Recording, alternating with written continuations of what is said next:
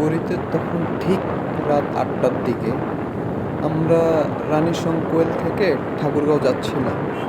এটা বিশ্বাস করতে পারবেন না, রাতে এমনি এমন সিনারি আমি দেখবো, তা তো কি এক অদ্ভুত বিষয় ভাই। মানে আমার জীবনে আমি প্রথম। আর আমাদের বাইকটাও মোটামুটি ৬০ থেকে ৭০ কিলোমিটার পার আওয়ার স্পিডে চলতেছিল।